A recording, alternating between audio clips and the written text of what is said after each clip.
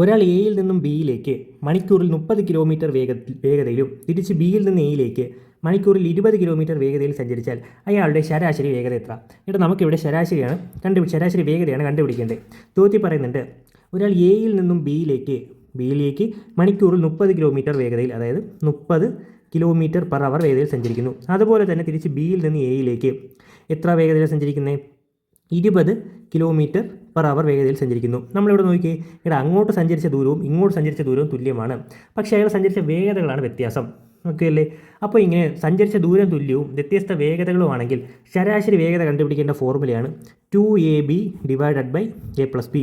2ab divided by a+b. ഇവിടെ A ആയിട്ടും B ആയിട്ടും എടുക്കേണ്ടത് തന്നിരിക്കുന്ന രണ്ട് വേഗതകളാണ്. അപ്പോൾ എ ഇവിടെ 30ഉം ബി 20ഉമാണ്. ഫോർമുല കൊടുക്കാമല്ലോ. അപ്പോൾ 2 × 30 × 20 ഡിവൈഡഡ് ബൈ 30 + 20 എത്രയാണ്? 30 + 20 ഈക്വൽ ടു 2 × 30 60, 60 × 20 ഡിവൈഡഡ് ബൈ 30 + 20 50. ഇതാ 0 0 വെട്ടാം, 5 60 വെട്ടാലോ 12, ബാക്കി 12 × 2 equal to 24 kilometre per hour ആണ് നമ്മുടെ ഉത്തരം, ഓപ്ഷൻ എ.